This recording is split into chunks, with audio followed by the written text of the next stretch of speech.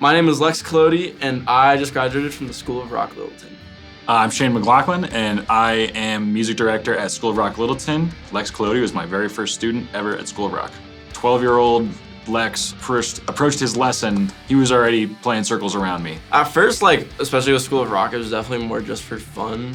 After a while, it just became something that I always loved to do. I don't know, it was just kind of my thing, you know? So fall season 2018, we did a rush show. I was also entering my freshman year of high school, so a lot of new changes and stuff going on. During the middle of that season, I went to Mexico to visit some family, and we stayed down there for the holidays, so Christmas and New Year's. And for New Year's, we celebrate by playing with fireworks and lighting them off and whatnot. There was one in the bag that was a little faulty, leading it to go off in my hand, and put me in the hospital for a couple days, leading to an amputation of 2 of my fingers. January 1st, 2019, I woke up to an email saying regrettably that Lex was involved in a firework accident that had claimed 2 of his digits on his hand. I remember I was thinking, dang, I'm not gonna get into All-Stars this year.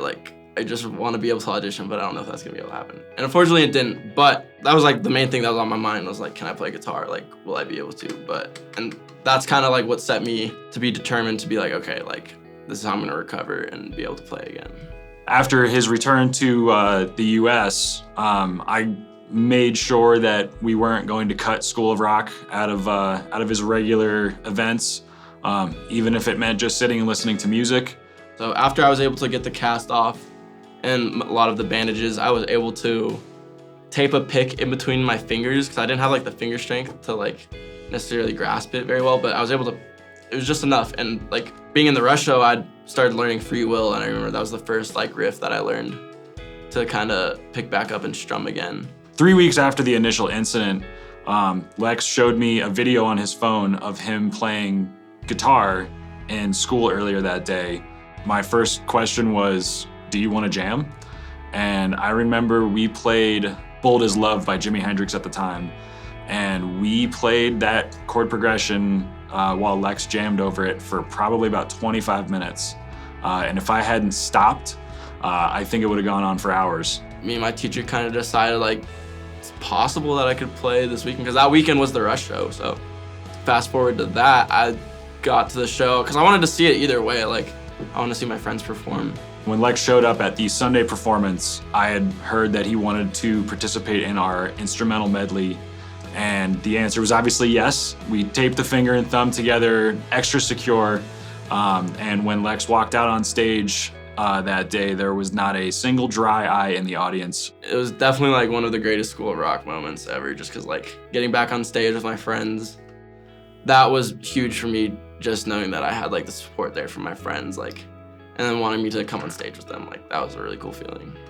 I think music was definitely a big part of me recovering as fast as I did, just because there was a goal there, and that was to play guitar again. Having the All-Stars experience as kind of one of the last things I do at School of Rock was a very cool kind of closer, just because that was one of the coolest opportunities I've gotten to play with that level of musicians and making things sound as good as they did. So this week, I'm moving to Boston to go study at Berklee College of Music. I'm very excited. Yeah, Lex is going to Berklee this week. You know, considering everything that he's been through, everything we've been through together, this is no small feat to have done anything that he's done, and this is just the perfect next step. I think without School of Rock, my recovery would not be the same. So I'm very grateful that I had a place like this that I could fall back on with support and people there to help me through it. So, thank you.